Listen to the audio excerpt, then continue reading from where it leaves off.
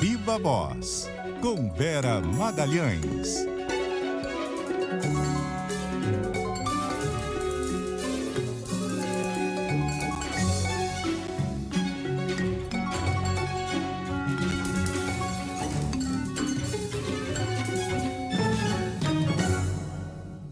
Vera Magalhães.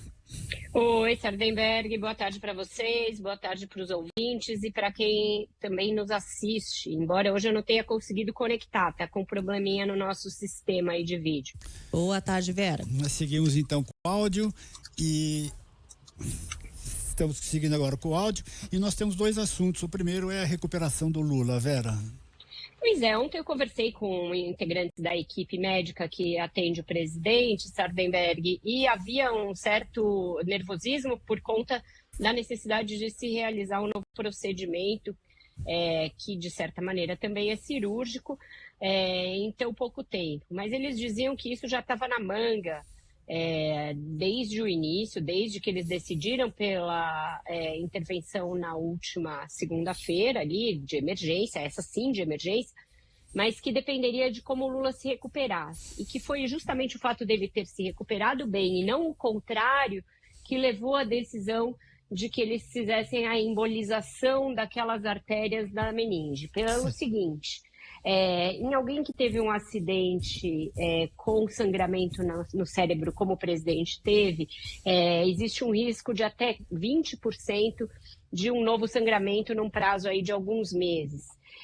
E com esse procedimento que foi feito para cauterizar e embolizar, né, as artérias da meninge, esse risco, os médicos me disseram, se reduz para algo entre 2% a 3%. Então, ainda pode acontecer, mas é uma incidência bem menor, uma possibilidade, uma probabilidade de que aconteça muito menor. Então, por isso, e porque ele se recuperava bem, foi possível fazer. E por que fazer agora? Não é porque ele tivesse algum risco iminente, segundo os médicos, mas sim porque ele ainda estava com o dreno, e isso facilitaria a recuperação de mais esse procedimento. Aí depois disso ele deverá retirar o dreno, ter alta e ir para o quarto se tudo evoluir conforme os médicos imaginam que vá evoluir. Então, eles foram tranquilizadores. A história sobre que demoraram para divulgar foi uma decisão dos médicos não divulgar um novo boletim só para isso. Eles achavam que não seria necessário, mas aí o Lula é que pediu justamente para que a não divulgação prévia de um novo procedimento não gerasse a ideia de que tinha sido algo de novo de emergência ou que ele estivesse muito mal. Certo. Bom, diga. E coincidiu, né, esse novo procedimento com a divulgação da pesquisa Genial Quest, que mostra aí as intenções de voto para 2026. Muita gente no governo com quem eu falei estava irritada, achando que foi de mau gosto e inoportuna a divulgação dessa pesquisa neste dia, mas ela foi feita anteriormente, até a se saber que o presidente teria de fazer uma nova cirurgia, a primeira, lá da segunda-feira, e ela mostra que ele está na frente. O que o governo não gostou? De terem sido aventadas possibilidades, a ideia de que o Lula não se candidate. Mas não é a primeira vez que o Instituto traça esses cenários, essa mesma pesquisa, se ele deveria ser candidato ou não em 2026, já foi feita anteriormente, inclusive com um resultado pior do que esse de agora, e os nomes testados, como o do Haddad e outros, já vinham sendo testados em também rodadas anteriores. Então, não é nada que tenha relação com o fato do presidente ter batido a cabeça ou ter feito uma cirurgia agora. A pesquisa foi feita antes da internação, né? Exato.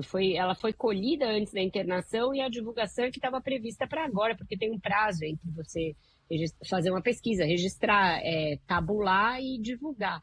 Mas alguns ministros com os quais eu conversei estavam bravos, achando que era inoportuno, que tinha sido de mau gosto e etc. Mas o fato é que o Lula está na frente, na frente de nomes aí que ganharam bastante destaque nos últimos tempos, como o Pablo Marçal, que disputou uma eleição, o Tarcísio, que foi considerado responsável pela vitória do Ricardo Nunes em São Paulo e que colheu um bom resultado em outras cidades aqui do estado, e à frente também do Ronaldo Caiado. São nomes aí da direita que vêm sendo colocados como possibilidades caso o Bolsonaro não esteja elegível, e ele deverá não estar elegível.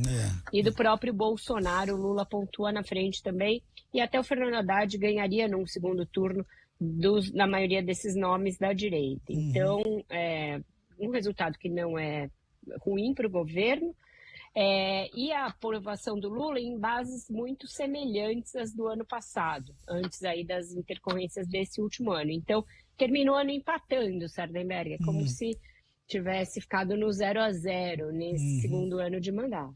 Dá certo. Considerando os problemas de comunicação que tiveram e os problemas que houve durante todo o ano com a questão das contas públicas, o debate intenso sobre isso, ficar no 0-0. Não foi ruim, né? Exato, não foi ruim. Eu achei que... porque é isso, não se aprovou nada de grande monta no Congresso em termos de medidas econômicas. Está nesse perrengue para aprovar alguma coisa agora. Nas eleições, os aliados do Lula não foram bem. O PT foi bem mal. A economia andou bem, mas todas as pesquisas mostram que as pessoas têm dificuldade de se apropriar desses bons números, que elas não sentem a melhora no seu dia a dia. Exato. Então, tudo isso contando, e o fato de que os juros voltaram a subir, e que a inflação está um pouquinho descontrolada, não é ruim terminar o ano empatando, Sardenberg. Tá certo. Vera Magalhães, obrigado, Vera. Até amanhã.